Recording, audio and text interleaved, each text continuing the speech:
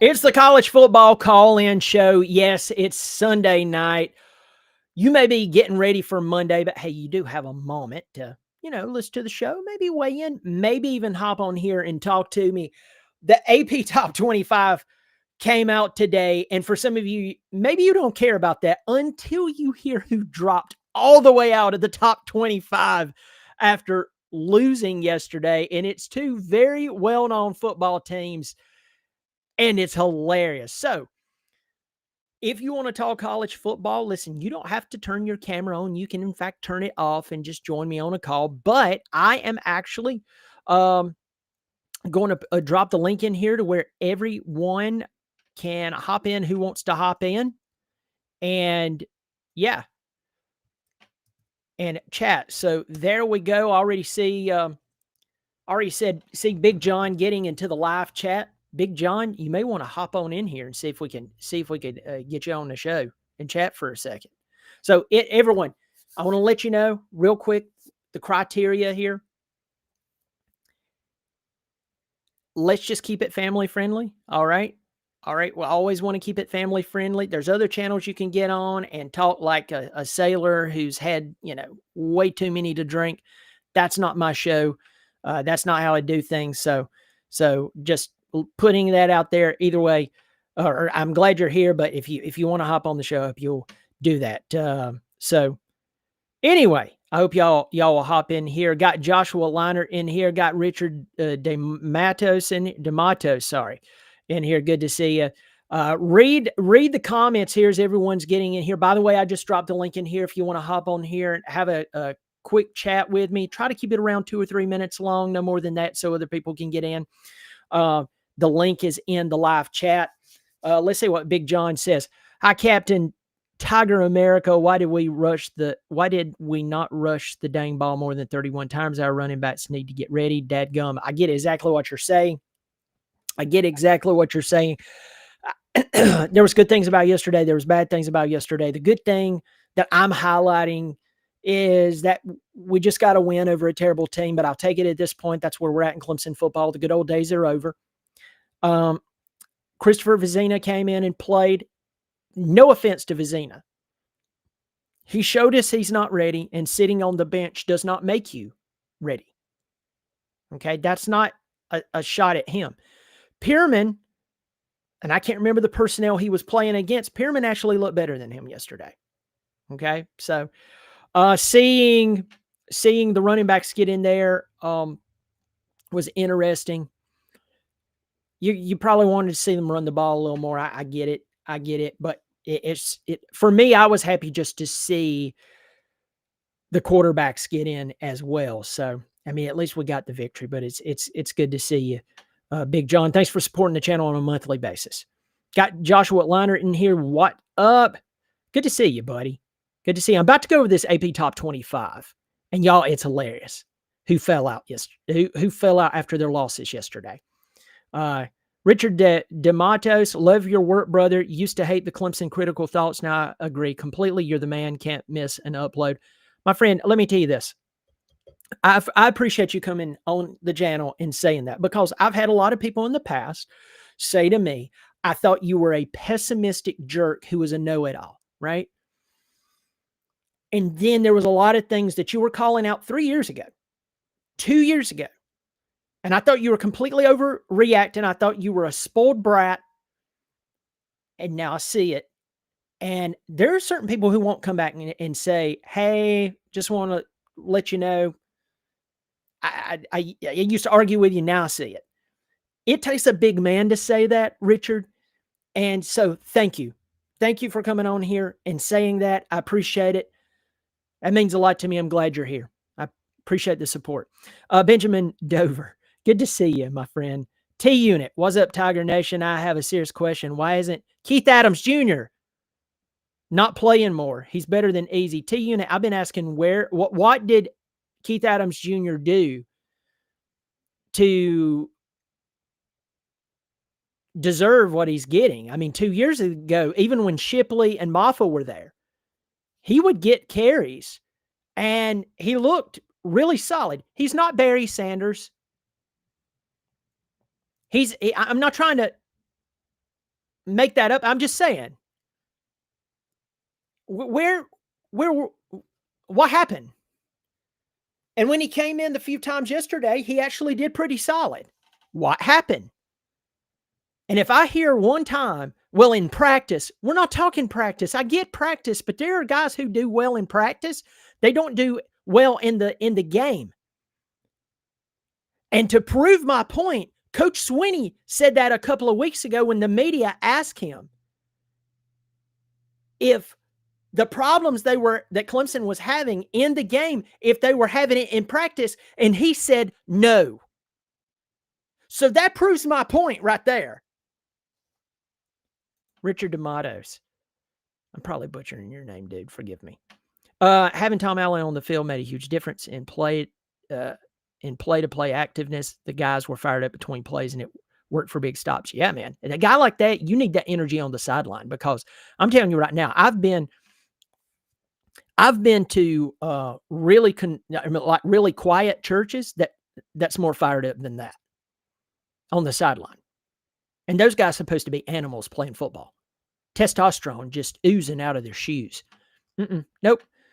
I've seen that Clemson sideline look and sound like a library. Brian, congrats on win, brother. Well, thank you so much, Eddie Blackburn. Good to see you in here. All right, I'm going to drop this link back in here. If you want to join me on the call-in, hop right in. There's the link. Let's keep it family friendly. All right. So I'm going to talk about the AP Top 25. Yesterday, well, let's talk about this now. The AP Top 25 comes out, and after the losses on Saturday, both Texas, who was ranked in the top 10, and Penn State, who was ranked in the top 10, fell completely out of the top 25.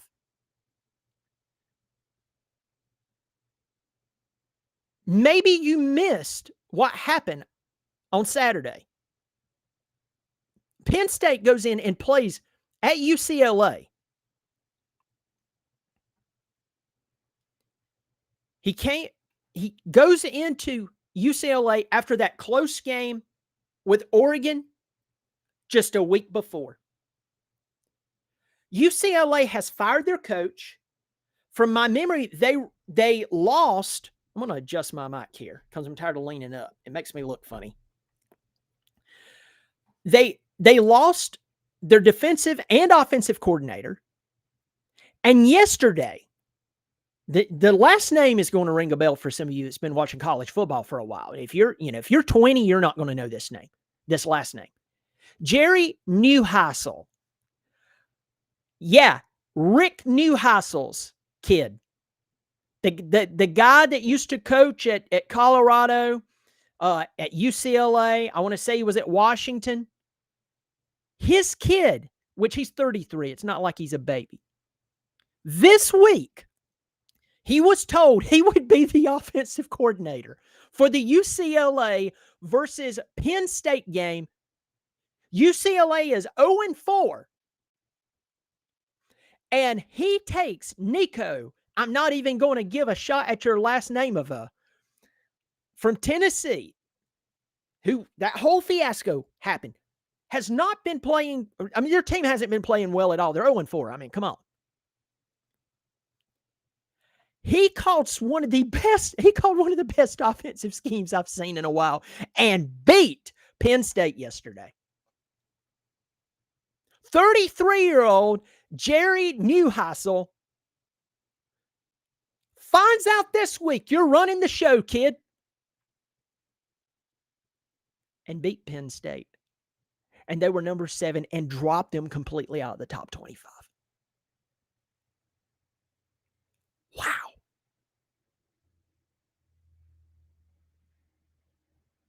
That is funny. I mean, I'm sorry.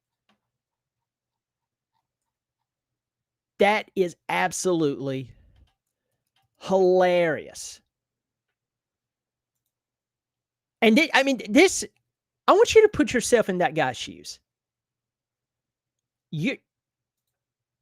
you just watch the guy. I mean, you watch the head coach get fired, right? You watch the offensive and defensive coordinators. They're no longer in the picture. And you get the call to have to coach against the number 7 team in the country, and you beat them.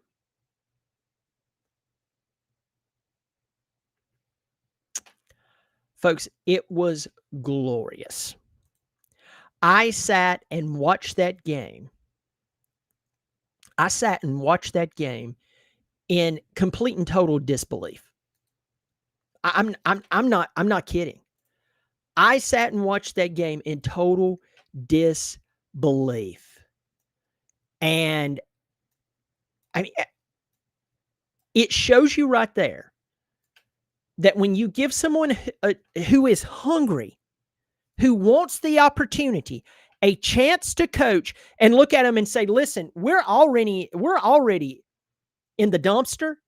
We're just going to give it to you. And whatever happens, it can't be any worse. It's what's happened to us already. And the kid goes out there and absolutely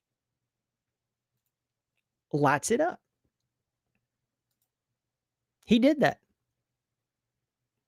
I mean, he did it. It was unbelievable.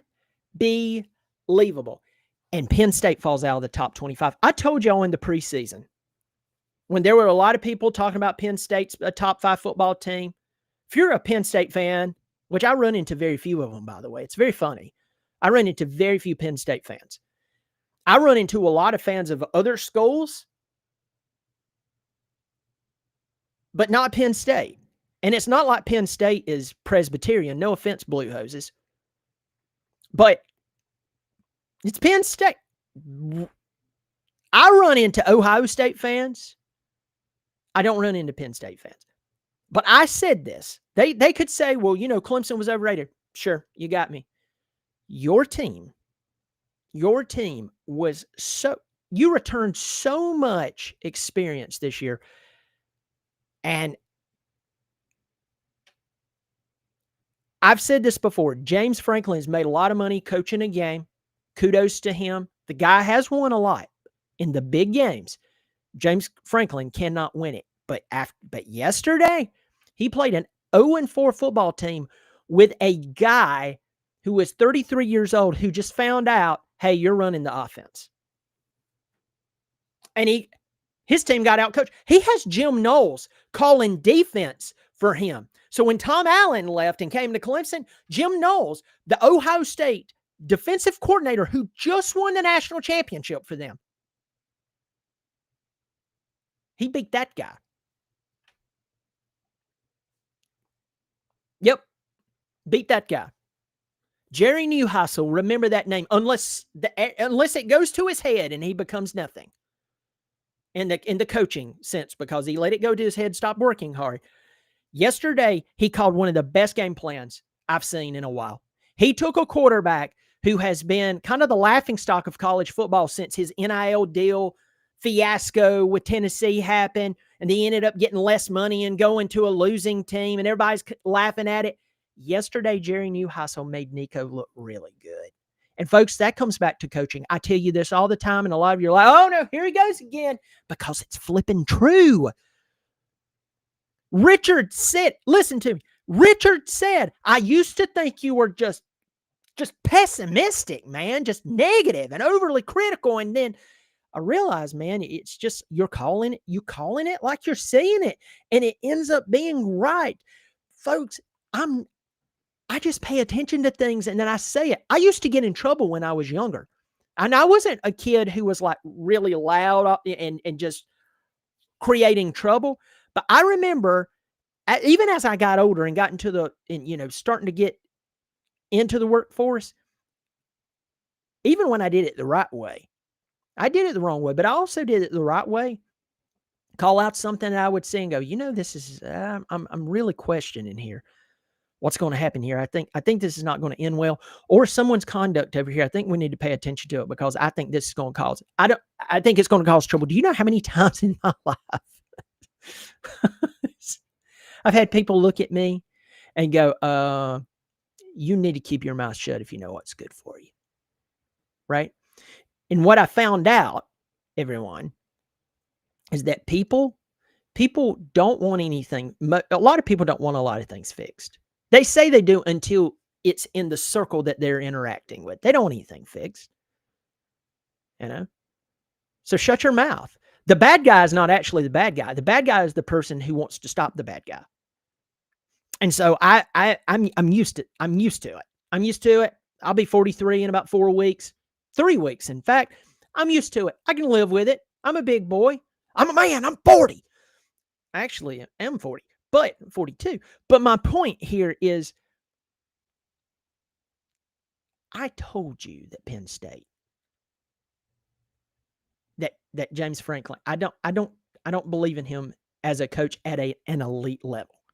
He can win you games. You're not going to get across the elite threshold. Let's flip over to the other team. Texas loses to Florida. Now, I picked Texas, but I said I could see them losing. I could see them losing this game. I told you in the preseason, Texas has lost a lot. Now, on the defensive side of the ball, they have more coming back. But on the offensive side of the football, they've lost a lot. Their top receivers, one of their leading rushers, if not their leading rusher. Of course, their quarterback. Everybody's focusing on Arch. No offense to Arch. No offense to the Manning family. It's just this guy hasn't led a team by himself with it being his show. And there's just too much thrown on this guy. And I said, I just don't think this is smart. I also use the analogy that if you were to take this guy, change his last name, or not him, take the team of Texas, let a lot of the teams lose the talent that they lost this past season. I said that those teams would be nowhere near the top 5 nor the top 10. And then yesterday happened. They're completely out of the top 25 after losing to Florida. Wow. And I don't hate Texas. I'm going to go ahead and tell you that. I don't hate Texas. I don't have it in for the Longhorns. What I am saying is that when are we going to learn, folks? When are we going to learn that no matter whether it's Clemson, it's Texas, it's Ohio State, it's, all the way down to, Brevard College up in beautiful Brevard, North Carolina, if your team loses a lot of talent, you're going to have some growing pains. If your team has a coaching staff that continues to drop the ball left and right, and when your head coach walks up to a microphone, he talks about all the accolades that he has accomplished, but the coaching staff under him is not the coaching staff that helped him land those 6 consecutive playoffs and 2 national championships out of 3 years. That's a hypothetical situation. I know that wouldn't happen anywhere. When are we going to learn that? When is it going to click that if you lose most of your offensive line, and if you lose your 3 top receivers, Texas, and you lose your either first or second leading rusher, you're probably going to have some growing pains. You probably don't need to be ranked number 5 in the country or number 10, but we do it. Penn State, proven over and over again that James Franklin cannot win the big game. The statistic rolling around. In fact, I need to look at it. I'm going to do it right now live. By the way, this is a call-in show. No one is called in yet. Maybe you're just enjoying, chilling out. Don't blame you. I'm putting the link in the chat here. We're going to talk about Clemson here in a second, but I'm talking about college football as a whole right now because I know it's hard to believe there's other football teams out there other than Clemson, and you'd be shocked. They're paying their players, and those players are still playing for them. It'll floor you. Also, there's also teams out there, sit down for this one, that their coaching staff has a vested interest in ensuring that they are ready to actually play every game and consistently win. I know going undefeated is hard, but there's a lot of teams out there that, they're coaching it up. And I think Clemson fans need to know that. But I just placed the link in the chat here. If you want to call in, just keep it family friendly.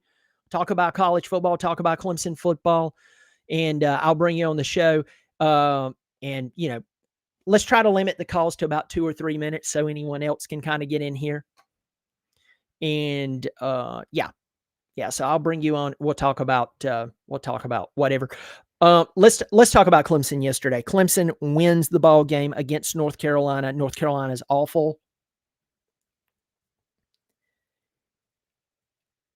Clemson's up 28-0 at the end of the first half. The play calling was extremely creative. We saw a two-back situation. We saw pre-snap motion. We saw them using the tight end. We saw them taking shots downfield. We saw them imposing their will on North Carolina, and then we saw them stop.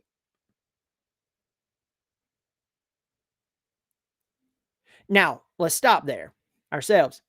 We did see Vizina come in. And seeing Vizina yesterday, and Richard just joined us. I'm about to bring him on right now. Vizina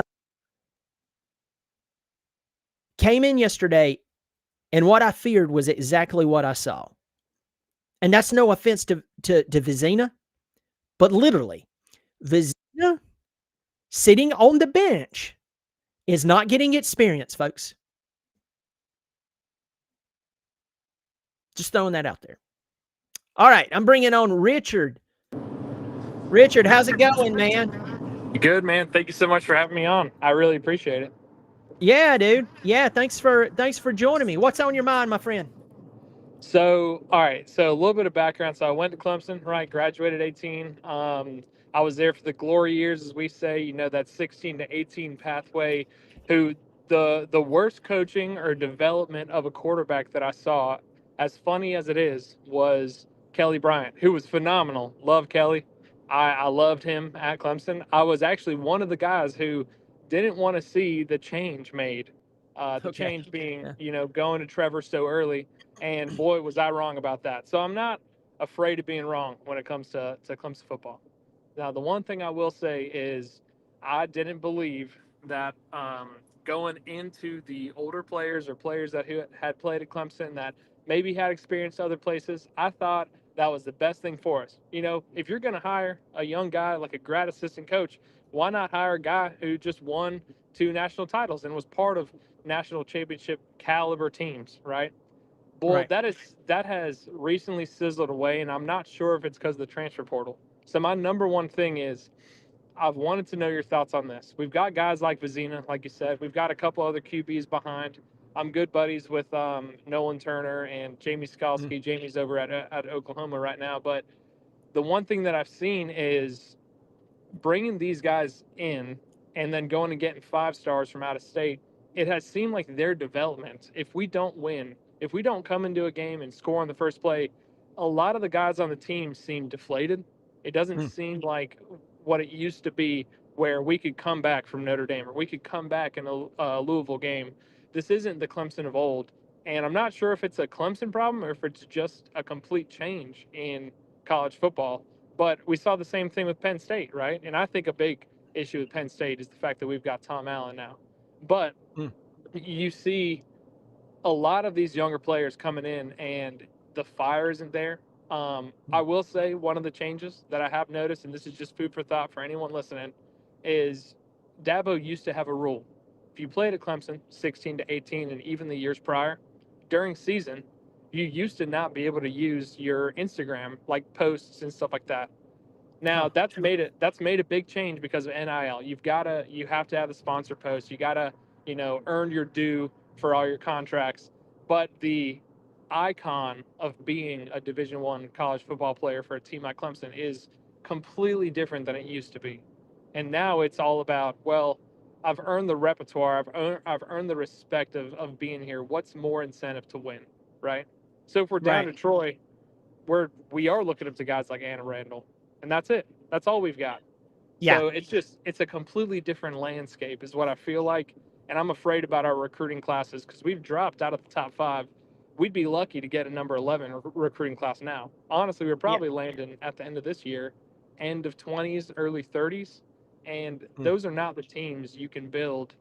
Hell, you can't even build the Chick-fil-A Bowl versus LSU team with Taj Boyd and those boys off that. You know what I'm saying? And that was a Oh yeah. great team. So Yeah. it is scary to me to see where we're going, but it is exciting to see a little bit of spark on the sidelines. And to be honest with you, I know you're going to hate this, but what a joy it is to be burdened by your success. That's a problem a Yeah. lot of our peers would want to have, but Right. that doesn't mean that you should be complacent. I agree with that. There's it's kind of like you hear me talk about expectations actually a compliment. People expect something of you, and that's basically them saying, "Yeah, I don't think you're a loser. I do believe that you can do what I expect you to, can, what I expect you can do." So I get exactly what you're talking about there. Let's go back to the players. You were talking about that just a moment. I think that one of the problems that we have, one of the several problems that we have here, is that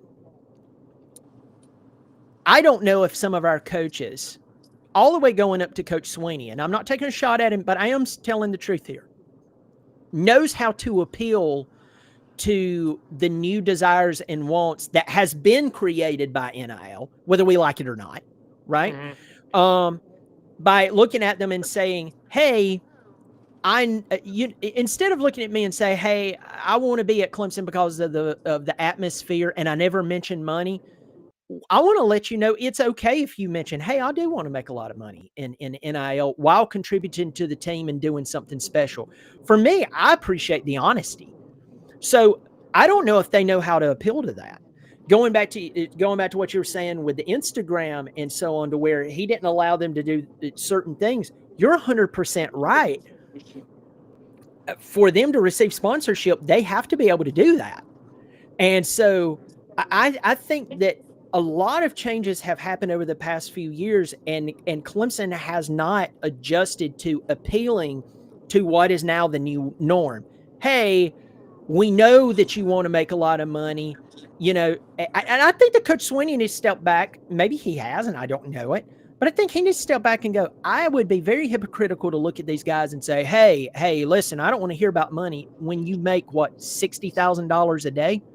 I Mm-hmm. think that something like that, it needs to probably step back and say, hey, I need to have some real conversations with these guys and see if that encourages them more, get them hopped up, because that can affect players. On the other side, you're talking about mental aptitude is really what you're going into. If talking about or referencing is when they go down 7-0 right off the bat and everybody's shoulders are slumped. It's like, you've got to get them up and then figure out, why is that? What has your Yeah. culture done that has created that mindset to where if we don't go up 7 or 14-0 right off the bat and hold it, and like that, all of a sudden these guys are disengaged. When you can turn on and watch Oregon, they're playing. Texas A&M, they're playing. Mm-hmm. I mean, there's a lot of teams out there that is doing that, and I just don't know if Clemson's coaching staff, if their mindset knows how to handle the new culture of college football. Yeah. And I will say this, as funny as it was, watching the game yesterday with my wife, and we both graduated from those great years. Yeah. I looked at her and I said, when we were up 38, I said, I hope we can find a way to hang 55. And it's not because I want that win or because I bet, triple on the spread or anything. It's because that that was those were the craziest years. I walked that campus for years, and I feel like somebody in the comment section might resonate with me here. There was not a Saturday morning I did not wake up knowing we were going to win a home game and knowing we weren't going to win by 25 plus. That was Yeah. a different time. That was a Trevor Lawrence time. But as much of the student section would leave early to go to the bars downtown, it Yeah. felt like that stadium was full. every Yeah. backup was ready to show why they deserve to be there. Now I feel like it's dead. There's no reason to be on the sidelines throwing a towel up and down, looking at the student section. It's, well, we're down, and even if we're up by 7 points, I'm not getting fired up because I'm not going in. The best years of watching my buddies like Nolan and Jamie was, I mean, they did phenomenal on the field, but before they could get on the field, they were in the student section going crazy, throwing towels, freaking out. Everybody was going crazy. It was like a different animal of those guys out there.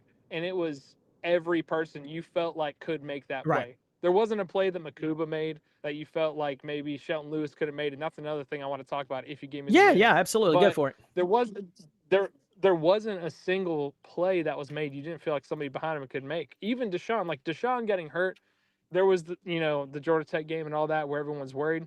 I was never worried about Kelly. I was never worried about Chase Bryce. Everyone always had a pit in their stomach about, oh man, Trevor's down, Chase is going in against Q's. I knew in that moment, I was like, we're going to be all Yeah. right. There was no doubt in my mind the guys in the second string couldn't do what the guys in the first string could do. And that's what scares me, right? Is the perception of, well, this isn't the Clemson of old, so we're just going to hang by and do what we can. So, number one, Shelton Lewis, having somebody leave mid-season, I haven't felt, not that he was a Kelly, right? But when that happened, the transfer announcement happened for Kelly, everybody was like, wow, is this the new age? To Clemson fans, that was the new age of college football. The fact that you could transfer out. This is pre-transfer portal too. So it was, pre 4 games. If you decide to transfer, you can transfer within season and play the next season, right? Regardless if it's in conference or not. Now it's your transfer mid-season. The purpose you're doing it and putting it out early is to get feelers on teams that don't have your position. Right. So you're doing it for money. Let's be Right. honest. Nobody wants to leave a team like Clemson that's won 8 out of the last 10 ACC championships and had all the runs we've had because, man, I just don't like the cows around here anymore. Right. Everybody's leaving for the money, right? Right. It's completely different. So there's that aspect, and while I hate it, I don't blame Shelton because it's, Yeah. to him, I feel like it was like, you know what? I'm gonna go get my prime somewhere else. And Makuba had a good run over at Texas. A lot of people out there knew his name. They bought his jerseys. So that is just the new era of college football. And if you're a coach like Dabo, or I'm gonna bring in Garrett, if you're a coach like that, your duty to those players is to make it so that they don't feel the need to look elsewhere. This is home. So Yeah. the one thing I want to bring up and see if what your take is a lot of people have brought up that, Dabo might not be an X's and O's guy. And he's a phenomenal leader. And I love that about him. I love the leadership qualities. I do love that we have a phenomenal graduation rate. Here's my one thing I would say to anybody on the street. When you go to Clemson, I submit to you that there are, and you play for Clemson, I submit to you that there are players, there are guys on the sidelines that want to be you that are playing in high school right now. Somewhere in here, there's a family that has saved money all year to buy this pass, to buy this ticket, to climb to the top of that darn stadium Yeah. to watch your tail play. You owe them something. Yeah. Yes. Right? It's so much more than just the graduation rate. It is an entire, while I say it business, it's a family. That's what people have talked about. Clemson's a family. Bama was always supposed to be a factory. Right. These guys need to play for something more than just the numbers on the scoreboard, which please play for that. Yeah, I mean, please. being, 5-0 right now would feel pretty awesome. But there's so much more to it than just, hey, we're here for the wins and we're here for the Instagram posts. Right. Right. I agree with you there. You're talking about the really good teammates, and John and Bobby Durkin Sr. Coming up to y'all, whoever Bobby Durkin Sr. is right now. No, I agree with you. I agree with you that I mean, at least look at the fans and realize that there's a lot of people who just, it's so flipping expensive to get an okay seat. And, at least look at the little kids in the crowd and go, you know what? I'm going to bust it. I'm going to bust my butt for them. I'm going to bust my butt for them. And here's the thing. If you're treating it like a business, if you go out there and you win the hearts of fans and you bust your butt, your valuation's going to go up. So I don't know what is going on with some of these people. But Richard, thanks for calling in, my man. I'm about to move on to someone else, but don't be a stranger. Yeah. I appreciate it. Thanks for calling in. It's good to hear Always. from you. Thank you, brother. Take See ya. care, my man. John's up. John, how's it going, my man? Thanks for holding. Hey, how you doing? Sorry. Doing Can you well. hear me? How's it? Yeah, I can hear you very well. Okay. Well, I think I just ought to give my background now as well because he gave his background. I was a Clemson student from 2019 to 23, roughly. So I was kind of the different era per se, where my freshman year I got to see Trevor Lawrence and them kind of go in and lose to Joe Burrow and that LSU team, which sucks, but it is what it is. I had my older siblings; they got to see both Deshaun and Trevor win, which they aren't even really big football fans, but is what it is. Kind of a Oh, little yeah. envious there. But I guess my thing is, it seems like, how do I say this? I don't want to say that Garrett Riley's going to get fired, but I could kind of almost, I don't see the writing on the wall in a way. Mhm. And I hate that. Like you said, I don't want to see no one get fired like that. Like I Right. would hate to get fired from the job I'm in right now, but part of me looks at it and he hasn't done, the job that we put him out there to do. And, I hear a lot of people on, a couple friends of mine that I talk with about Clemson football all the time. And it's just like, maybe Garrett doesn't have the guys in the position coaches, because I saw some list out there and it was like 90% of all the position coaches and all the guys that are supposed to be there, like, CJ Spiller, they're former Tigers. And, Mhm. Yeah. it kind of, again, I don't blame them for taking the job.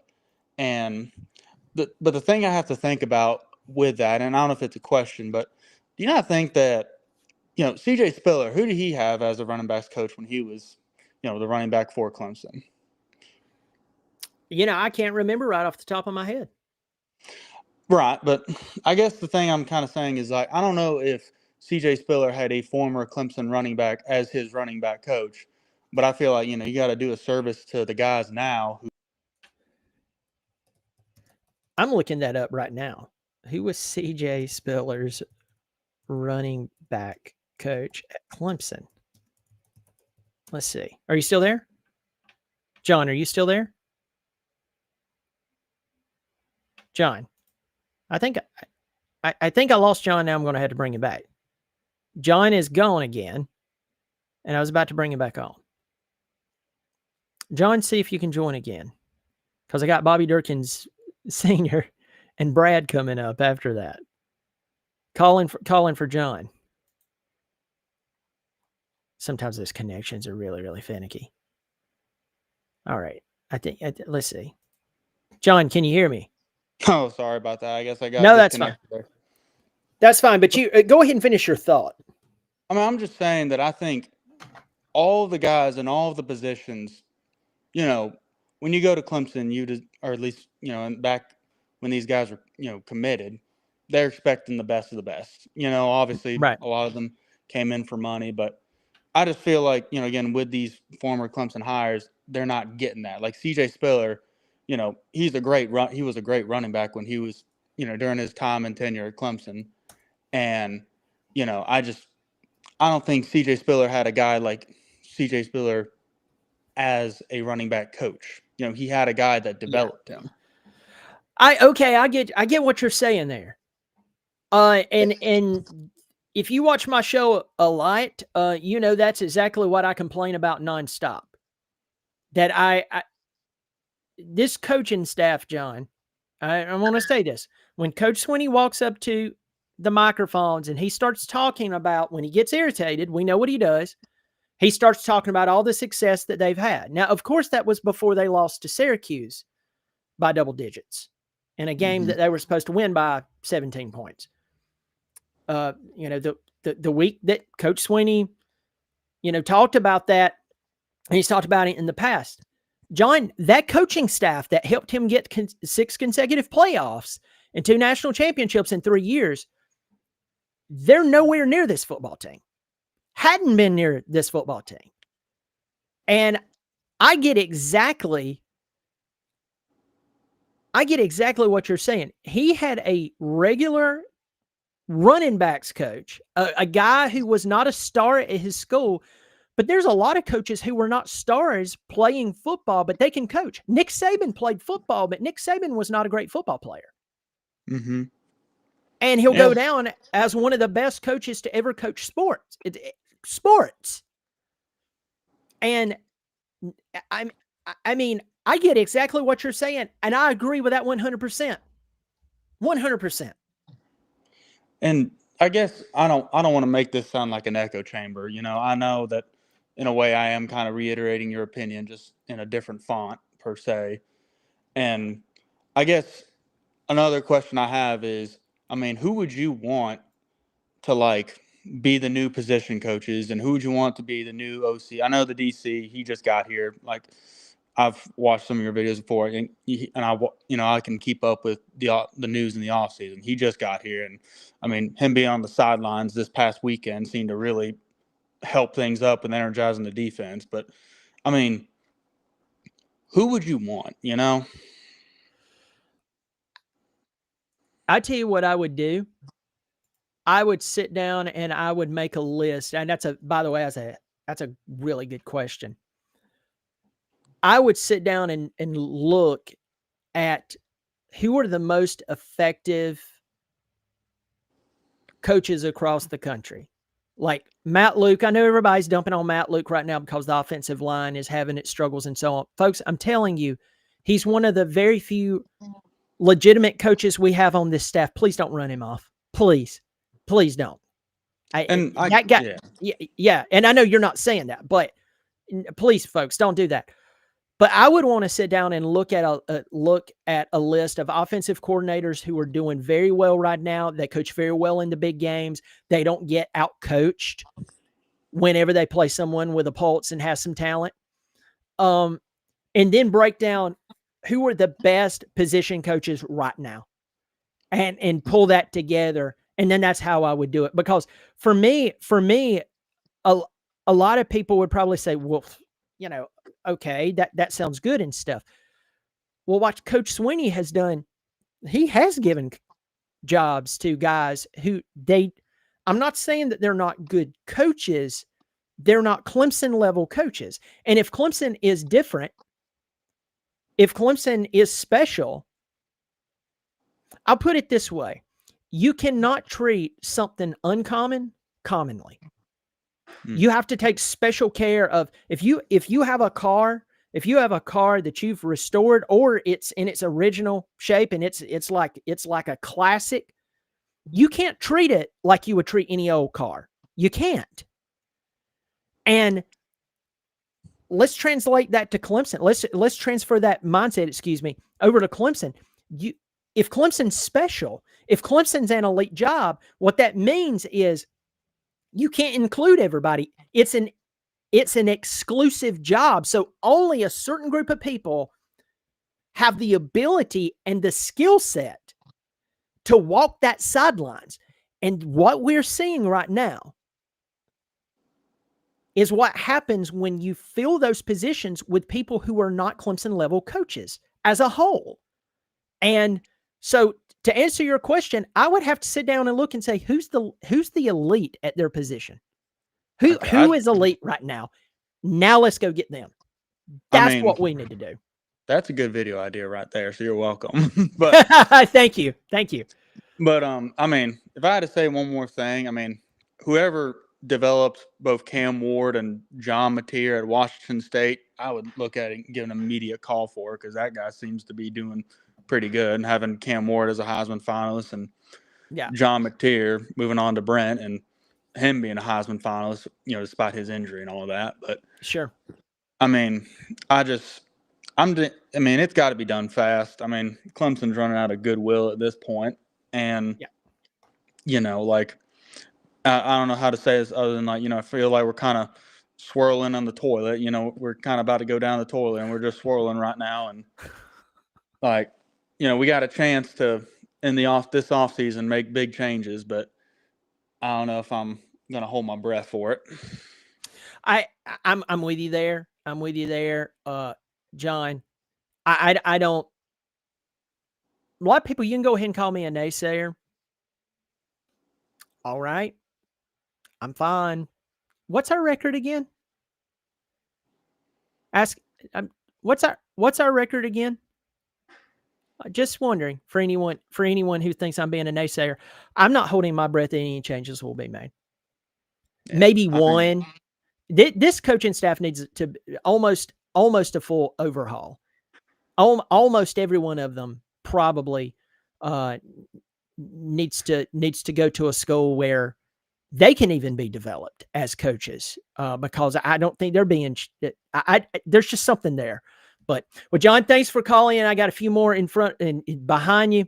But man, don't be a stranger. I appreciate you being on here. No, thank you. Have a good one. You take care. Bobby Durkin Sr. and Brad, I'm coming to you. Hey, folks, I'm doing this is a live call-in show. Bunch of people's getting into the comment section. I'm dropping the call-in link here. You don't have to be on camera. It just, a phone call. But yeah, a lot of questions coming up with Clemson. And I'm telling you, when you sit and you watch other college football teams, it will blow you away that they are paying players, and those players are still playing for them very well. It's weird. It's really, really weird. Bobby Durkin Sr., I can't wait for this one. Who is this? Big John. Big John, are you there? Big John. Bro. I bet he was on hold so long he went to the bathroom. Big John, I can't hear you. I tell you this, Big John, I'm going to hold off and let me know. Let me know when you, because I can't hear you. I'm going to go to Brad next, since I can't get a level on Bobby Durkin Senior. Brad, are you there? Yeah, what's up? Brad, thanks for joining me, man. Thanks for holding. Yeah, sure. So how's it going? I'm not too bad. How many more games you guys got in you this year? How many y'all gonna win? I'm going to tell you right now, I'm not going to look past Boston College, and I don't care how bad Boston College is. I still feel quite comfortable saying they could definitely beat us. So that's where I'm at with this thing. I think that's a toss-up game. I looked at the stats that both teams have put up, and they're almost identical. Yeah. They're. I mean, So, what do you think the Clemson, problem here? What do you think the problem here is with Clemson? It's hiring a bunch of coaches that are not at elite status. That and living off the collateral, living off the collateral of a coaching staff that's no longer there. I 100% agree with that. That coaching staff, and that's something that I try to get across to everyone. That coaching staff that got them 6 consecutive playoffs and 2 national championships in 3 years, I think only 2 members of them is left on this coaching staff: Dabo Swinney and Mike Reed, the DB's coach. So while everybody's talking about NIL and transfer portal, yes, you can use that here and there. The main problem at Clemson is coaches. You can transfer portal it up, baby, and we still don't have the coaches as a whole to lead this team. I 100% agree with that. I think it's mainly the coaching staff. I do think there needs to be a little bit more portal and NIL use, but that's not portal and NIL are not the main call. I would say like 75% of it's the coaching staff. All right, so the next question would be, what's the fix here? Because every single time somebody seems to complain, coach goes on and goes, "Don't you appreciate what I've done for you?" I mean, he just goes on these rants over and over and over again. And like I understand what he did for Clemson. I get all that. At what point do you go, look, dude, you got to go? Right. You're not going to make the changes. You get paid too much to give us what you're giving us. Tyler from Spartanburg was 100% right, and there's a reason you stopped your call-in show, because you don't want to hear the adversity anymore. You don't want to hear the criticism. So if the problem is the coaching staff, which comes back to Dabo, at what point do we finally cut ties and move on to a new coaching staff that can revive the program, or do we keep letting this guy drive us into the fucking dumpster that Philip Fulmer did to Tennessee? Well, here's the thing, Brad, and you're not going to like this, and I don't even like saying it, but you can't fire this guy. Clemson Why? can't Clemson can't afford to fire him. Why? They can't afford it. Yeah, they can. I believe it's that's a $60 million buyout. They can't do it. They can't. That's the reason why you hear me complain that, and I've said this recently, Brad. A lot of people's talking about, oh man, this paying the players is what's really ruined college football. And I said, nope, we need to step back and look at it. When coaches started getting paid $5 and $10 million a year with a $50 million buyout, that was when college football really was thrown in the casket, and there was a nail put in the coffin. The lower in the coffin down into the ground was when you started paying the players. They can't buy him out. That's one. Two, I'm one of the most competitive individuals you'll ever meet in your entire flipping life. So for me to say this is like speaking Mandarin for me. Now, I like watching your channel because you're like the other that's like an actual realistic take on what's happening with Clemson. You're the only one that's bearable really to watch. But I think the root cause of the problem is Coach Sweeney. And if he's not willing to change, somebody's going to have to basically retire him, since he won't retire himself. Because I'm watching this program, and it looks identical to Philip Fulmer in Tennessee. Yeah.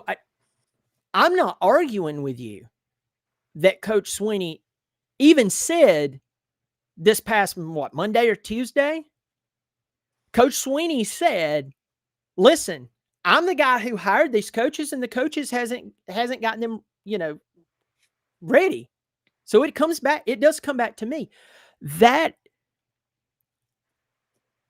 the problem is that if they can't buy him out, then you fire the guy that gave you 2 national championships. Who wants that job? The job that the person you go and hire better be somebody like Urban Meyer. And I know a lot of people make fun of Urban Meyer until he comes to your school and makes you a winner again, and then you love him. I just don't see one of the things Coach said was, get rid of me, I'm going to go somewhere else and I'm going to win. I don't see any program in a Power 4 conference that's going to want anything to do with this guy. I don't think he's going to be stepping down to it at a minimum, the G5 level, rework his image, because right now he's just flushing himself down the drain because his conferences are worse than the performance on the field. Yeah. You know me, I don't like to go after people and just tear them down, but I also like to tell the truth. And I'm going to have to say this. Coach Sweeney is the one who hired this inexperienced coaching staff, and now he's firing a coach once per year. One coach per year. When this coaching staff needs a complete and total overhaul, Coach Sweeney has also really, really tarnished his legacy. The only other coach I know right now who's tarnishing, well, I'm going to leave that alone. He is tarnishing his legacy by walking up to a mic and going, if, y'all are mad, y'all need to basically stop being mad. And the fans are sitting here going, you showed us what the standard was. You were the one who created the standard and lived exactly up to it. We're not seeing that standard anymore. That's exactly my problem with the stuff he says. When he says, you guys don't appreciate what I've done for your program, it's because of you that we have this level of expectation. Yeah. What do you mean we don't appreciate it? Of course we do. But the fact that we're not there anymore. So I've had a lot of people tell me recently, well, we'll be fine. Look at FSU. They went 13-1, turned around and went 2-10. And now look at them. They're doing really good this year. My argument back to that is that's a transfer portal heavy team. This is a homegrown from high school team. These are I just watched the backups come in for the whole second half and score 3 points on the worst team in college football. What do you think we're going to look like next year? Yeah.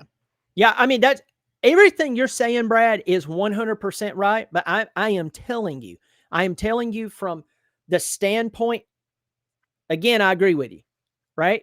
I don't hear anything other than I do agree with you. And I've ranted and if we raved. don't win but 6 to 7 games this year, what are we winning next 7? That next year you'll be lucky to win 5 I or agree. 6 ball games. I agree with you. 5 or 6 ball games. You can't fire him because of the money and because he won 2 national championships. They're not going to be able to fire him.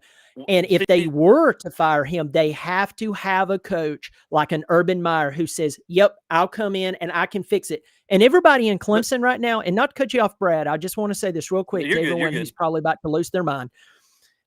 Urban Meyer, if he wanted to come to Clemson, oh, I know you talk about what he does off the field and everything and everything.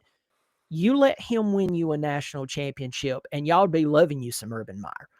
With that said, you cannot fire Dabo Swinney. You can't. But why?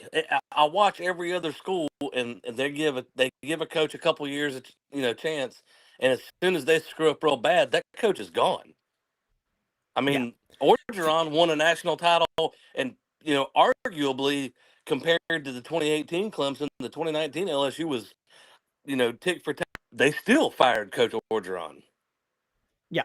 So it's just why can't it's not going to Swinney? It's not going to happen, my man. That's it won't. Crazy. It won't. Between the money, it's between the money, and here's the other thing: how will the school look? Believe it or not, the school would take a really. I mean, they will take. It would take a shot at Clemson, but that's the downside of this too. I'm looking at Dabo Swinney. I agree with him. He's got a lot of football left in him. My question is, why is he not just accepting it right now? Guys, this coaching staff is not what it needs to be, and I'm just going to basically clean house and bring in the best position coaches and coordinator. Well, the offensive coordinator, his contract, from what I remember, runs out at the end of this season, so I'm going to leave that right there. I'm going to go out and get the best of the best, and we're going to figure out how to appeal to these guys, even if it's on a monetary basis. We're going to get this thing rolling again. I believe he could do it. My problem is I don't think that he is willing to truly accept it, even right now at 2-3. I don't believe that, folks. And I'm not trashing the man. I appreciate what he's done too.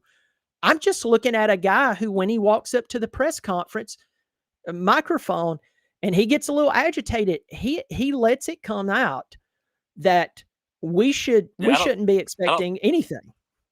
I don't think any of us are not appreciating what he's done for the university at all. That's the problem. Is he keeps trying to make this him against his fans, and I don't think that's the problem. Nobody appreciating what he's done for Clemson. Everybody is not appreciating what's happening in the current state. I mean, the trend was there; it was obvious. Like, let me make a quick point, and then I want to get out of here so you can get somebody else on here. But the trend was obvious. I mean, you're losing 2 and then 3 and then 3 and then 4 and then 4, and it was like there was this inevitable cliff that we were about to fall off of. So the preseason hype this year, I personally wasn't buying it. I was looking at the schedule. I don't see a national title contending team. I see 5 losses. People told me I was crazy. This was a 5-loss team before the season started to me. I feel like at this point in the season, I feel like I was too high. I feel like that we might not get only 5. We might get 6 or 7 if we're not careful. Boston College, to me, is a very evenly matched team. I think, if you look at the yardage by the QBs, the interceptions, the touchdown ratio, the QB rating, you look at the running back yardage, the wide receiver yardage, it's all identical to Boston College's team. And that's going to be a hard-fought game. It's a toss-up. I don't see us beating Louisville. I don't see us beating FSU. I don't see us beating SMU. I mean, there's a lot of losses left on the schedule. It's going to be tough to watch. Next year is going to be worse. Like I said, I just watched all the players that are going to be starters next year put 3 points. That's it, on the worst team in FBS. North Carolina is horrible. and we put 3 points on them. That's crazy to watch. I couldn't believe on them. That was insane. Lastly, I don't know what else to say here other than if we can't get rid of him, this man needs to have a come to Jesus moment. It's like, seriously, he needs to really look at what he's doing with his coaching staff. I seen Pigskin Pete talk about how he wants to see us run the ball. Look, Pete, if you're watching, if you're out there, that's not who the offensive coordinator is. He said he compared him to Mike Leach. Well, that's what that guy did at TCU. That was a throw heavy team. Of course, that's what Garrett Riley is going to do. He's going to throw the ball. What did we hear about the preseason about all these elite wide receivers, right? The hype was around the quarterback and the wide reason because that is exactly what Garrett Riley does. He throws the ball. You're not going to see much running from this team because that's not what Garrett Riley does. With that, buddy, I'm gonna hop out so you can move somebody else in. It's good to talk to you, Brad, and appreciate your passion, man. Take care. Thanks for watching. All right, I'm going to try Bobby Durkins Sr. one more time before I get to Larry. Bobby Durkins Sr., are you in here? Big John. Big John, are you there? Calling Big John. Thank you, Walmart shoppers. Would a Big John Sutton come to the counter? Your party is requesting you. Hello. Are you there? Are you there? May there. Big John. May there. May there, Booger. There. What are you How doing? goes it? I'm just sitting here talking. Oh, there you goes there? the dog. I'm here. Are you there? Yeah, I'm hearing you. Oh, good. Harriet done brought me something cold to drink, so hold on. Oh, that was a good one. You talking about number 22 yet? The great Cole Turner? I got to know, Brian. I got to know. You talking about the great one? You know, Cole Turner, this is the first time his name has come up tonight. Dadgum, I don't know why that is. The boy, I saw a guy named Big John. He done commented. He said, you give him the ball 7 times, you get 70 points. That don't match to me. But you give him the ball 10 times, you get 70 points. And then you just go about the rest of the game. You play the other 70 plays. So I'm saying right now that you put in the number 22, you throw it long. You do the jet sweep. You do another jet, you throw it long. You throw a post and you throw a corner. And the number 22, the only 6-star ever in the history of Clemson Tiger and college football, scored 70 points. And that's just in the first quarter. 70. The first quarter. First you understood quarter. that, right? That's correct. And I got to know. It's simple math. The karma coming off of this game. The karma coming off of this big win in North Carolina. We could have scored 200 points if we wanted to. It's just amazing. It's just, you were comparing old cars and new cars. Well, this car, the Karma car, is a lot better than the Carmen Gia. And I know you understand that, my friend. The Karma Gia. But I heard some negativity. I heard the F-bomb. Poor old Harriet, she done lost her mind when she heard the F-bomb. She said, get off that thing. So I had to go hide away because I heard the F-bomb. And then I'm telling you what, Brian, you're a young little whippersnapper, but all of these people coming on here, they don't show their faces because they all got a face for radio. You, on the other hand, a good-looking young man, need to put your face out there so that we can all see it. And I'm telling you what, the karma is with the Clemson Tigers. It's with them. We're going to do great. And we need some wisdom from you because the positivity is really, really what's starting to happen right now. We felt the positivity come in from the Brian K. Knight channel. And the positivity made us all happy. And have mercy. I'm about to get winded. It's like almost almost reminded me of the American Dream, Dusty Rhodes there for a minute. Got all positive, and it was all happy. And Brian, Mayday. You had the best evening you could possibly. You're supposed to be in church on a Sunday night. And oh, Harriet, she brought me something cold to drink, and it's frosty, and it's frothy, and it's malted, and it's delicious. And you got to tell people no F-bombs. Watch the F-bombs, people. And don't be thinking that the Clemson Tigers from the poor little place of Clemson, South Carolina, come up with those $60 million to pay off no daggone Dabo. Dabo's our boy. He's going to be with us for about 5 more years. Hopefully he win about another 600 or 700 games, and it'll be fantastic.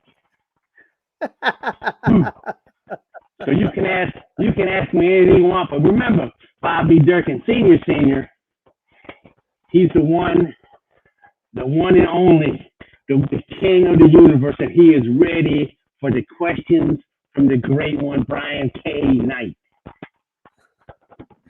Woo!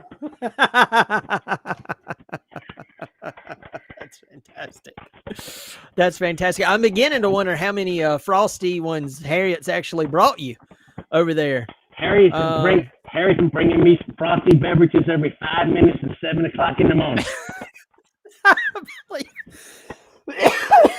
I believe it. Even with old duels, that would begin to add up. Oh, who's? We don't drink none of them. That's not good. That ain't no good. That ain't no good frosty beverages. Good gracious. There ain't no alcohol in those. Every 5 minutes, starting at 7 o'clock in the morning, all weekend long, it's a party down here at the Bobby Durkin Senior Retirement Village. Yes, it is. and we love the Brian K. Knight. And I was out there in the shed with Junior. They were out there. I don't know where they learned it from, but they was drinking too. They had the frosted beverages themselves. No, well, Junior's 9, so that's a problem. Well, Junior is 9, but he can drink a case of beer before noon. I've seen him do it.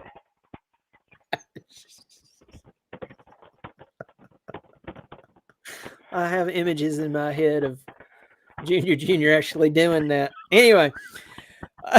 Okay, Brian, I hope you have a lovely evening. Big John, you made my night, my man. Entertainment. You needed some entertainment, dude. Let me now. Of course, I don't bring my which my oldest is 19. It doesn't matter now, but I don't. Me and my wife talked, and I really don't want to bring like my kids on air because you know how weird the internet gets. But Junior's actually in the room right now. He and I went to I'm not an NFL guy, but he loves the Miami Dolphins. Yeah, they're terrible, but he loves the Dolphins. So I took him to see Miami play Carolina today. And he's thrilled. So when you were talking about the whole case, I was sitting there in my head just thinking about him in his little Dolphins outfit.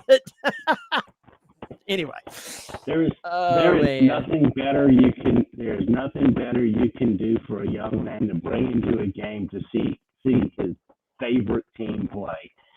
My first NFL game was 1969 or 70. And it was the Joe Namath led New York Jets versus the Len Dawson's Kansas City Chiefs in like an AFC, not a wild card playoff game. And it was cold. It was seriously cold, and the wind was howling, and it was really, really blustery. So that's good memories for your son. Great job being a great dad. Dad. And we appreciate you, Brian. Well, Big John, you've always been a friend to the channel, always said kind things, and been a monthly supporter, folks. This guy supports on a monthly basis, and I appreciate that. So thanks for calling in. I send him a couple of beers a month. That's all I send him. Premium, Frosty, and Harriet brings it. Frosty. There we go. Okay. See you, Daddy. Oh, bye. Take care, Big John. It's good to hear from you, man. Right. Larry, I'm coming up to you. It was always good to hear, Big John. Yeah, I took Bobby Durkins Jr. to the to the game. He did not know he was going to the game. He was getting ready for church this morning. So he took a shower, put on his clothes, and he put on like where we go to church, you don't dress up. But he got his, they were a little nicer, you know. And I bought him a special Miami Dolphins shirt, right? And I was going to give it to him. Well, then he's getting ready for church. And then my wife was like, you're going to have to tell him he's going to see the Dolphins play. And so I walked downstairs and I said, hey, get it on camera so we can relive this memory. And I told him, I said, hey, listen, there's been a change today. You're not going to church. And he loves going to church. And he said, okay. I said, here. And when I gave him the Dolphin shirt, he opens it up and he looks and he was like, well, thank you. And I said, you're going to see Miami play Carolina today. And he was super excited. And if you're a father or if you've raised someone, whenever you can do something that makes their day, I used to not get it, and now I do. It really makes your day. So he's over here playing in the floor while I'm doing this video. But yeah, we had a really good time. Larry, I'm going to get in here. Everybody, let's try to keep this family friendly as best we possibly can. Get in here. Larry, thanks for hanging on, my friend. So was that last caller, was that actually Dusty Rhodes? No, no, it was not, but he did a good job, didn't he? He was cutting a promo. It was like that. Instead of, it was the hard times promo, he was talking about the good times. I was like, holy, it's nice to have the American dream back for a little bit. Happier times, yeah, and all that. But yeah, I'm just here to complain about the offense more. Go for it, my man. This is your sounding board. That dad burn.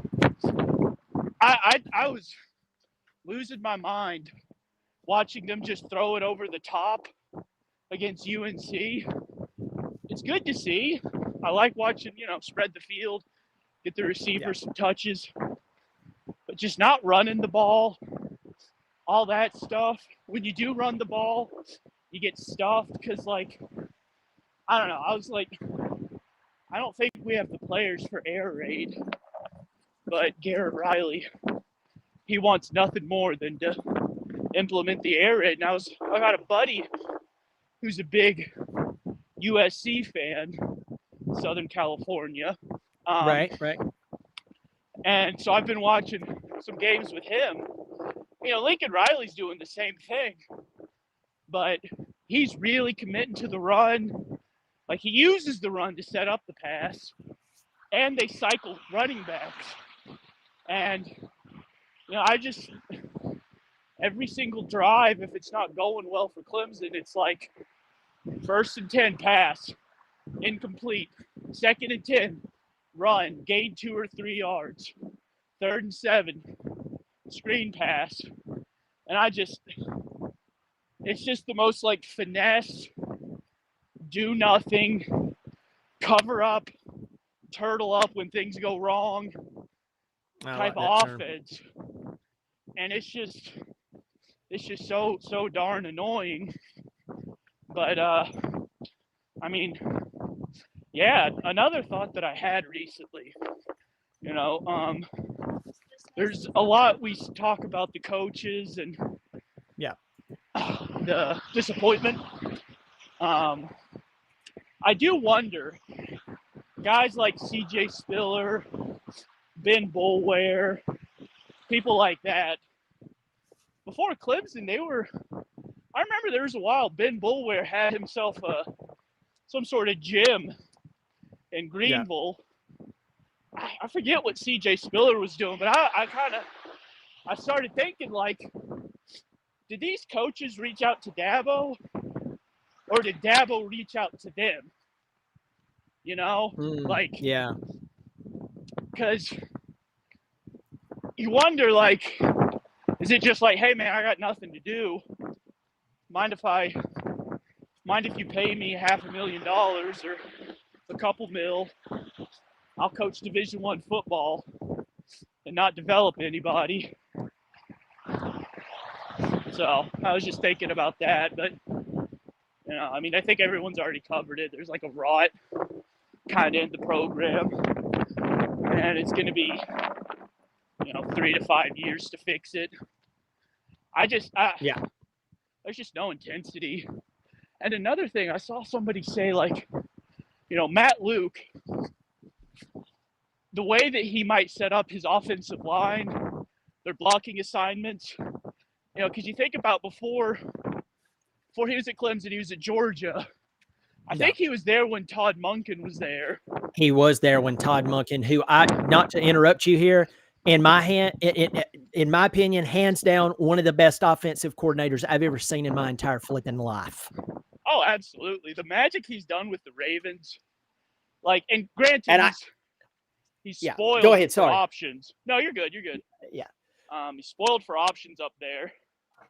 But you look at that, that's kind of like a Kubiak type scheme where you'll do a lot of misdirection. It's like, the 49ers Shanahan type offense that's really popular in the NFL right now. And I wonder if the blocking scheme that Matt Luke's implementing isn't compatible with the air raid.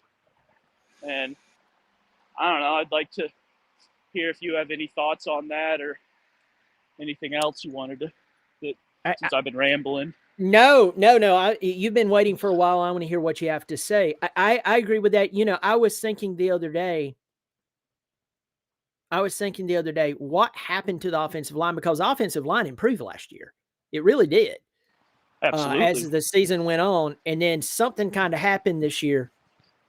I think that's a really good point there. We have to understand that if a scheme is running one way and the offensive line is set up to produce for another scheme, it's not going to work. Right. And I think that's a really, really good point. I would love to go, and I've said this before, and you've probably heard me say this. I would love to go inside of Matt Luke's mind. A guy who's been around, he's seen excellence up close and been part of it. I would love to, if I could drug him in a way. Please, folks, just take this as I'm saying. It sounds bad. Like drug him with a truth serum or something. Just put a little something in his drink. And go, okay, now tell me what you really think about the coaches you work with. And I bet you he would go, nice guy, but not the person that should be running this position or running that, coaching that position. Or, I mean, I guarantee you, if you could get the guy to tell, let me rephrase this, to say, just tell it like it is without any inhibitions, I think we know what he would say. And I agree with you. I think that's a really good point, actually. I mean, honestly, I'd like to get Dabo's real thoughts because, we all love him, love his Southern charm, and he really grabs your attention. I remember when I was in school, I was helping working on the floats one year. I think it might have been my freshman year, and he came over. And golly, he just makes you feel like you're the most important person in a room. Yeah. Right? But I'd like to know what his honest thoughts on this is. Is he actually just, we got to stay the course. I'm doing the right stuff. We'll break through eventually. Or is he kind of, oh no, things are going poorly. I got to do something. If he's like kind of panicked, but we'll never know. Probably won't even be able to tell from the off season, honestly. If he brings in a new offensive coordinator and he says, bring whatever guys you want with you, except an offensive line coach, that would that would really be a step in the right direction for me, I think. Yeah. That would kind of let me know he's trying something new. And that's kind of all we can do right now, because it's such a nebulous, amorphous problem and failure on so many levels that there's not one thing you can point to. Just frustrating, because I'm a software engineer. I'm all about how can I let me pinpoint what's going on, and figure out the root cause. And it's just like you peel one layer of poop away, there's another layer of poop, and it's going to be a long time before they can fix it. I mean, they could strike gold and just get like a portal team next year and make a run, but I don't think that's going to happen. Larry, I'm going to pause you right there. I knew by talking to you that you were. I was pretty sure you were a software engineer, because I'm not a software engineer, but I've worked with a ton of software engineers on the sales and sales and account management side. I knew it. And I'm going to tell you this, even though I'm not an engineer, I'm a troubleshooter just that's naturally how I am. And so between how I am naturally, and then working with a lot of engineers, I could tell first. And then next, when you start to get in that mindset, you look at a football team and how an organization is run a lot differently.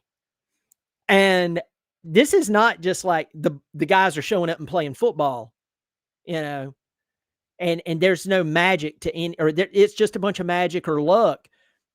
There is systems that are put into place to produce a certain outcome. And if it's not producing a certain outcome, in software, we would say it's broken. It doesn't work. And it's a lot the same with football. I'd be trying to just get the blame away from me if it's software. I'm like, I didn't do it. But I did. Yeah.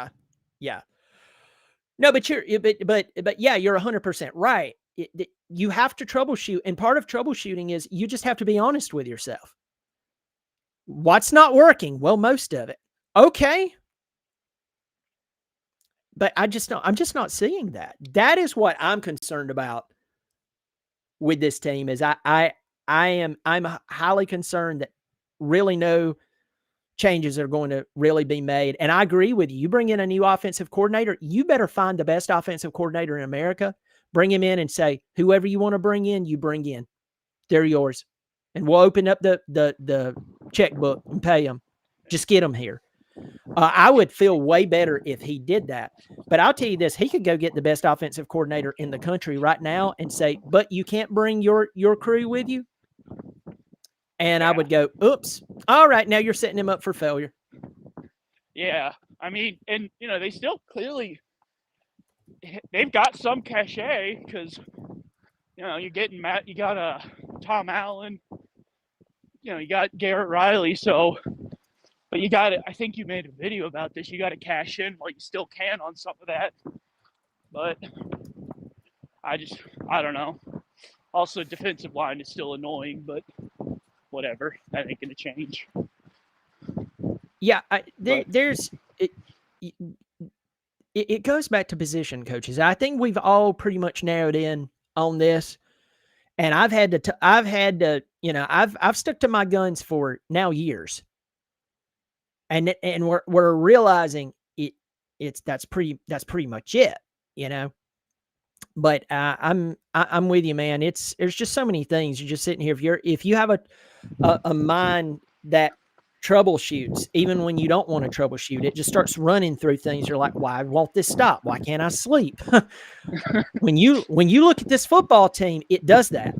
And then what you realize is it's going to have to be Coach Sweeney, who has as Brad said, a come to Jesus with himself, that the vast majority of the coaches on my squad that I brought in, I may love them.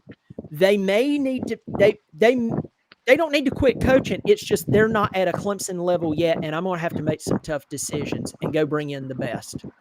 Right. And Larry, I just don't believe he's going to do it. I just don't think that he has it in him to do it now because he already has 2 championships. What does he have to prove? I don't know. And like, I think 2 callers before said there's nobody that's going to hire Dabo if Clemson did fire him. I don't believe that. 2 national championships that looks pretty good to everyone. And he's at least proven it before.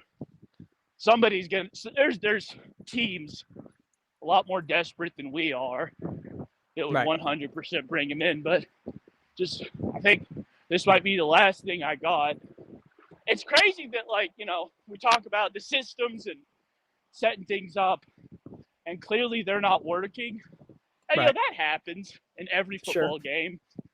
But what's really alarming is, like, Clemson doesn't even really seem to luck into stuff. You know, like, there ain't never a time where, let's say, a tackle pulls and TJ Parker gets a free shot at the quarterback and causes a strip sack. Now, granted, that's happened in years prior, but I think we all thought 2023 is the unluckiest year that we've ever had. This 2025 is making a pretty strong case because you don't even you get some bad breaks, and you don't really get any good breaks. No. I'm with you. I'm going to go on record as saying this. I believe right now, unless something crazy, I'm talking about like a unicorn wins the lottery crazy, you know, impossible, you know, getting attacked by a shark, all while winning $500 million on Powerball at the same time. This will go down as a worse year than 2023. Oh yeah, like record wise for sure. Yeah, this is going to go down as a worse year, and it makes absolutely no sense until you get to the coaching. I'm there. That's where I'm at, and until I'm proven wrong, which I've hoped to be wrong, but it's just not going to happen. Yeah, I just think we're going to lose. Oh, that's what I mean. Is that we're just going to lose? You know. Right. It goes back to how goes back to how this started. That's hard times, Daddy. Yeah. So very difficult. But I think that's all I got. Well, Larry, it's good to hear from you, my man. That's yeah. Yep. You have a good night. You take care, dude. It's good to hear from you. See you. Yep. Later. See you. Larry there, offering the words. And here's the thing that you hear within the calls. If you read through the comments section, here's something that you hear. There is a hope. Even when Brad was talking about, you can fire Sweeney, Brian. Why wouldn't you fire him? Because and he named out a lot of valid reasons. Unfortunately, we get it, but even with him, there is this deep desire that us Clemson fans, we really want Sweeney to just go. It's like watching a movie, and you pretty much know how it's going to go. Like, there was even a commercial that was made within the past 10 years where, you know, why do people make dumb decisions in scary movies? And it was like, why don't we go get in the car and drive away? No. Why would we do that? Let's go hide in that shop over there with all the knives and chainsaws hanging. And it's like the killer is back there and he's like, looks at them like, that's the dumbest thing. Why would they do that? You know, it was a joke. It was a funny insurance commercial. I think it was Progressive that did that. It was hilarious. But we're watching this and we're yelling at the screen, Dabo, no. Dabo, we don't want you fired, man. We do appreciate you.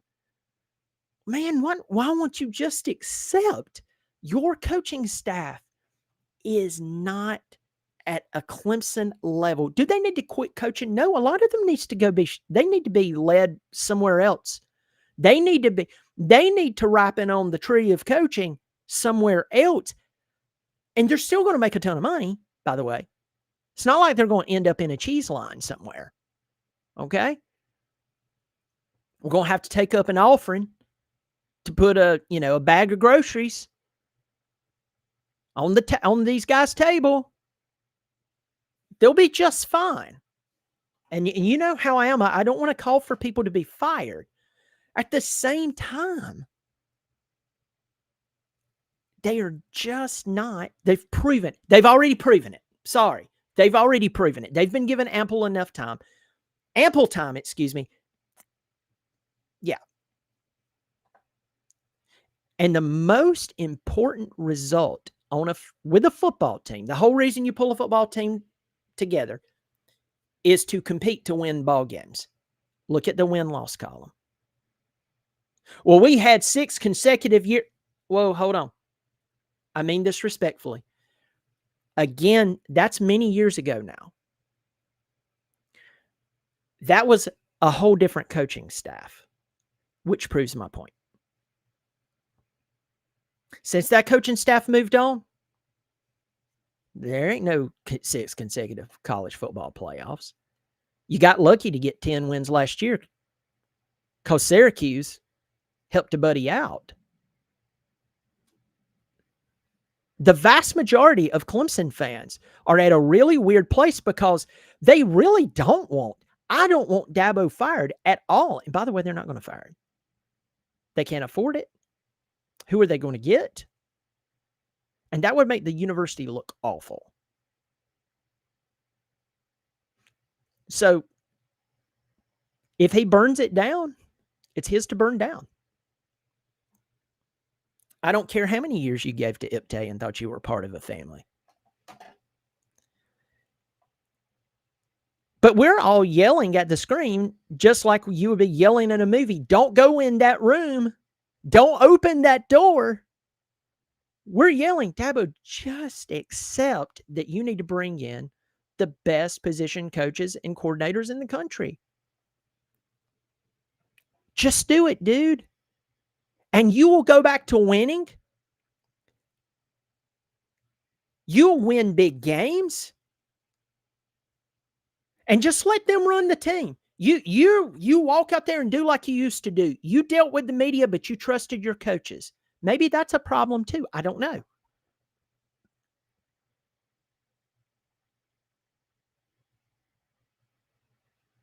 But nobody really wants this guy fired. But we are yelling at the screen, Dabo, please. We agree you have a lot of football left in you. Don't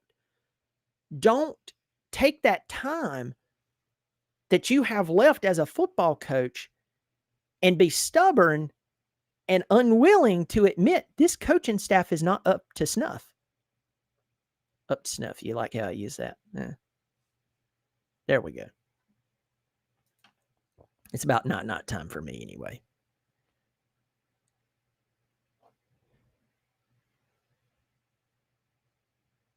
Yeah.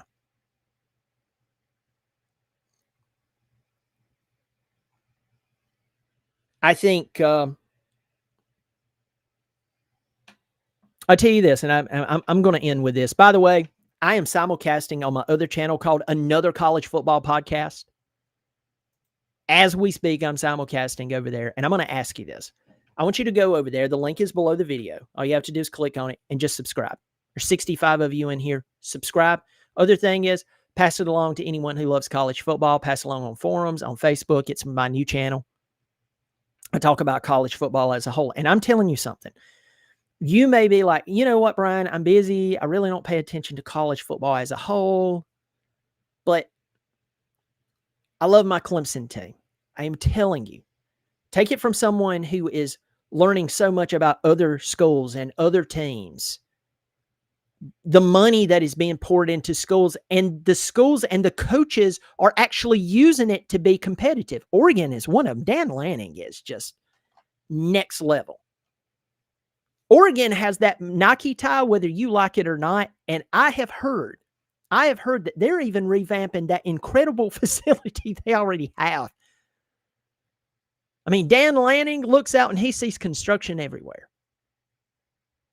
But when you dive into other college football teams, no matter what conference they play in, no matter whether a blue blood team who's been winning for a while or a new team who is stepping it up, Indiana. I'm not saying Indiana's one of the best teams in the country, but they're way better than what they were. I think we could all agree on that. Texas was overrated. No offense, Longhorns.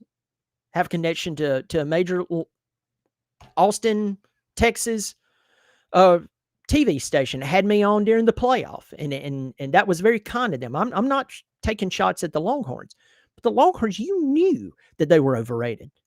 When I looked at how many people they had lost, I went, and why are they in the top 5 or something like that, top 7? That doesn't make sense. When you learn more about other schools and then you look at Clemson, I hate to tell you, you get an even more grim look, a more grim look on Clemson football. Because if you stay in that nucleus of Clemson football, you still hear about 16 and 18 and 6 consecutive playoffs. And no, I'm not being a jerk there. I'm serious. I'm telling you this. And your mind is lulled into this delusion that was just a few years ago, when in fact 16 was 9 years ago and 18 was 7 years ago. And then you realize that so much has changed. And then it makes you depressed when it comes to football. And so go check out that channel. I previewed teams, previewed games. I picked Miami to win. They won last night. I did pick Texas A&M, but I felt like Mississippi State could hang with them. Mississippi State didn't hang with them. I think they're a little hungover from that loss to Tennessee. But yeah, check out that channel and pass it along. Thoughts on Clemson right here. I've been talking about it forever. I said this yesterday, and I'm going to say this today. I will pull for Clemson. I've been pulling for Clemson for so many years. I pulled for them when they were 3-8 in 1998. I've pulled for them when I knew 8 wins were, that was their ceiling. No matter who we brought in, it was just going to be that way. It was nice when you would upset Florida State from time to time, maybe pull off a win against Miami. But at the end of the day, you knew that Clemson would be nothing more than an 8, possibly 9 win football team. Okay. I'm going to pull for them either way, but my expectation is different. I don't expect Clemson to be a contender anymore. This season, more than any, has proven there is no longer a championship mindset in Clemson. And I'm talking about a championship mindset on the field. It's the reason that the stadium was built, was to play football. It's the reason that you hand out scholarships. Well, it's supposed to be. The reason that you hand out scholarships and now sign NIL deals for millions of dollars. And that is Clemson's supposed to compete at a high level. And the paychecks are there for the coaches and the players.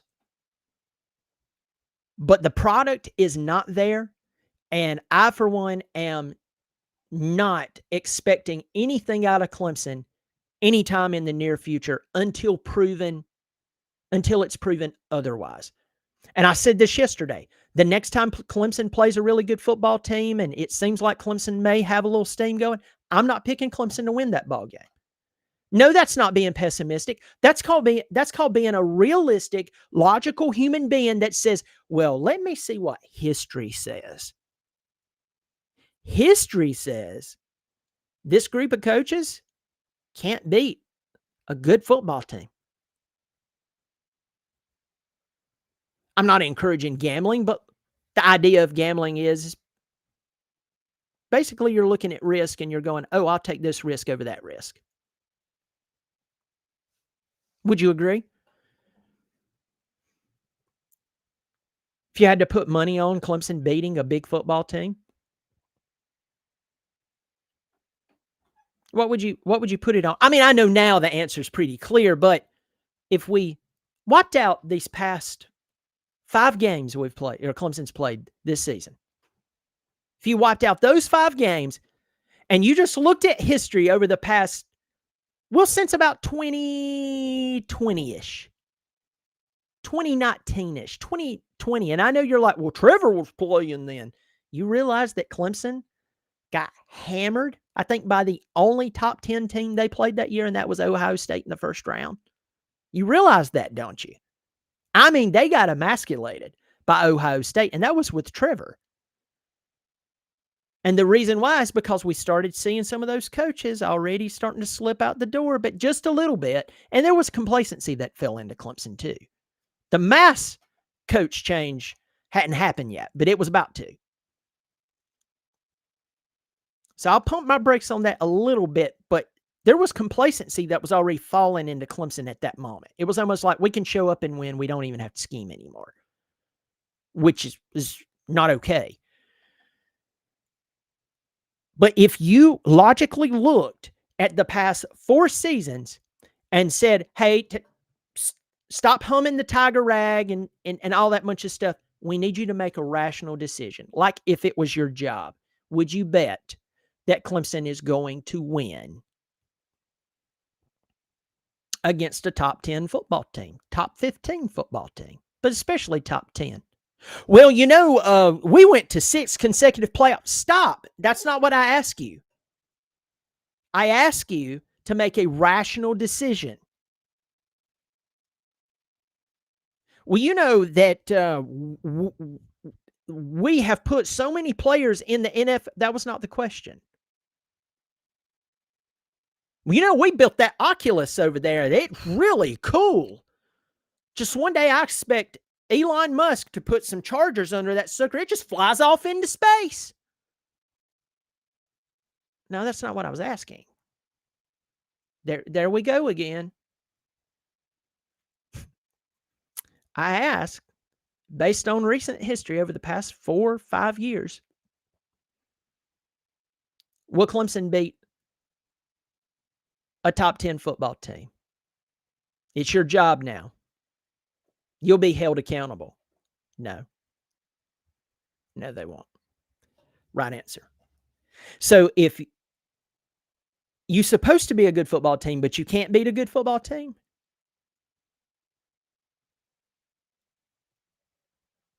I think we just got our answer there. But now we definitely know it. And it's sad. I get on here and I talk about this so seriously. I say this all the time. This is a channel where I talk about Clemson football. What am I supposed to do? Get on here and just, all right, guys, calm down. This really ain't that. It's not important in the grand scheme of things. I have way more important things going on in my life than Clemson football.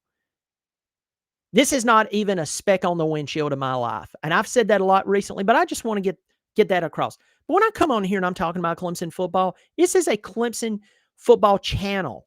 So, of course, I'm not going to act like I'm a counselor at the local school. I'm going to have some fun here. But I'm also going to tell the truth. And the truth is, unfortunately for us, it's I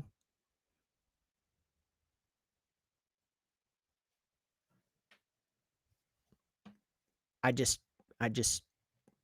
don't think that. I don't think we're going to see any real changes for a while. And I'm going to leave it there. But I'll still pull for him. Folks, leave in the comment section. Let me know what you think.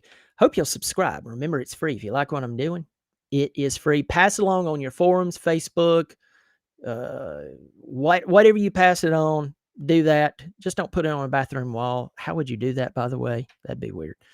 Anyway, it's good to see all y'all in here. Thanks to all the callers who came in here and offered their thoughts and so on. It's always nice to talk to people who is just as passionate about college football as I am.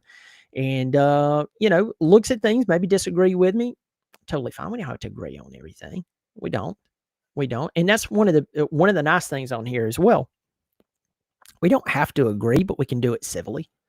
It used to be a thing we did in this country, but now some people, when they disagree with you, they say, well, that's because of this horrible reason. They say something bad about you that would be really, really damaging to, well, your life and your reputation. And so, we need to get back to civilly disagreeing. You can get a little heated, but you can be civil. So it's good. It's good when we can do that. Folks, y'all take care of yourself. Hope you have a good